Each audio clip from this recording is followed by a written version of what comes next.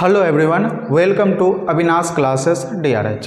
तो इस वीडियो में हम देखने जा रहे हैं यहाँ पे कि एट इन और ऑन और इन का इस्तेमाल टाइम के संबंध में कहाँ पे यूज होता है टाइम के लिए, इन तीनों का। तो देखते हैं। सबसे पहले तो एट का इस्तेमाल कहाँ पे करते हैं, जहाँ पे बहुत छोटे टाइम का बात हो, यानी कि for the time of day, यानी किसी दिन के छोटे से टाइम का बात हो, किसी भी दिन के किसी टाइम का बात हो, तब हम किसका प्रयोग करते हैं, एट का इस्तेमाल करते हैं। ऑन का इस्तेमाल कहाँ पे करते हैं, फॉर डेज एंड डेट्स, किसी भी दिन के लिए, पूरे दिन के लिए, है ना, किसी भी पूरे दिन के लिए इस्तेमाल करते हैं ऑन का। और दिन के किसी टाइम के लिए एट का इस्तेमाल करते हैं। और ये तो लॉन्गर पीरियड, किसी वीक के लिए, किसी मंथ के लिए, किसी ईयर के लिए, किसी सेंचुरी के लिए इसका इस्तेमाल करते हैं, किसका, इन का इस्तेमाल करते हैं। तो आइए देखते हैं कुछ एग्जाम्पल्स इस पर। दे कैम एट 5 o'clock, तो ये जो 5 o'clock है किसी दिन का कोई टाइम है, तो इसलिए इसके पहले किसका इस्तेमाल हुआ है, एट का इस्तेमाल हुआ है। उसी तरह से ही कॉल्ड मी, कब, एट मिडनाइट यानी कि मध्यरात्रि, तो मिडनाइट यानी कि क्या हुआ, किसी भी दिन का एक छोटे से टाइम है, तो एट का इस्तेमाल हुआ है इसके पहले भी। I shall meet you at lunch time, तो लंच टाइम क्या है, दिन भर तो नहीं होता है लंच, है ना, दिन का किसी एक पार्टिकुलर टाइम का बात कर रहे हैं, तो इसके पहले भी किसका प्रयोग हुआ है, एट का इस्तेमाल यहाँ पे हुआ है। तो ये सब में क्या दिखा, पूरे दिन के लिए नहीं, दिन का किसी टाइम के लिए इस्तेमाल होता है किसका, एट का।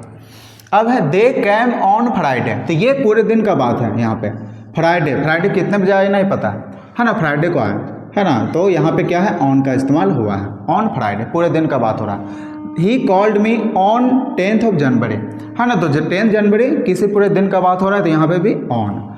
आई shall meet you on Christmas day, तो क्रिसमस डे के दिन यानी कि मिलेंगे, तो यहाँ पे भी किसका इस्तेमाल हुआ, ऑन का इस्तेमाल हुआ है, क्योंकि क्रिसमस डे पूरे दिन का बात यहाँ पे हो रहा है, कोई भी फेस्टिवल ऑन का इस्तेमाल हो गया।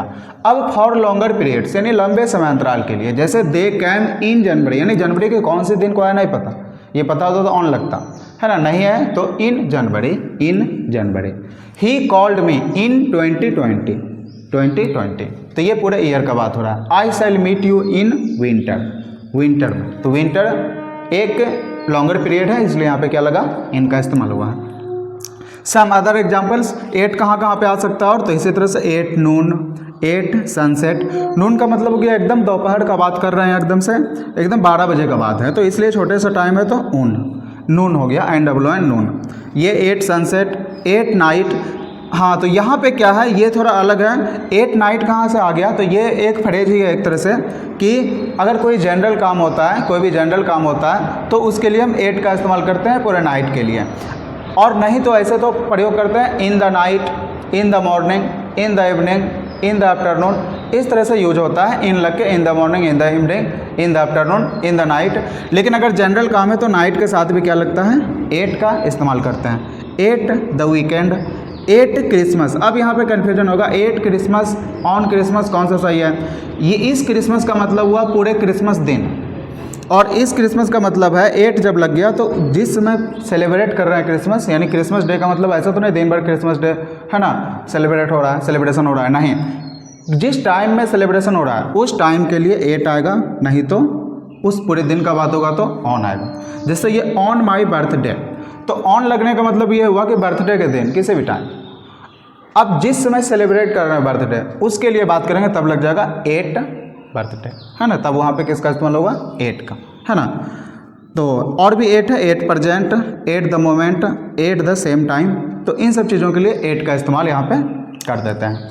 ऑन के लिए और भी एग्जाम्पल है, जैसे on my birthday, on Sunday morning, on Monday evening, on Tuesday night, इस तरह की चीज़ें यहाँ पे इस्तेमाल होता है, ऑन का इस्तेमाल होता है किसी पूरे दिन के लिए, है ना। मॉर्निंग रहेगा तो इन द मॉर्निंग लगेगा, इवनिंग इन द इवनिंग, लेकिन इसके पहले कोई दिन है तो फिर ऑन। और इन द, इसका भी कुछ एग्जाम्पल है, तो in the past, in the 18th century, है ना, ये सब लॉन्ग पीरियड है, लॉन्गर पीरियड है। इन अ फ्यू मिनट्स, इसके लिए भी इनका यूज होता है।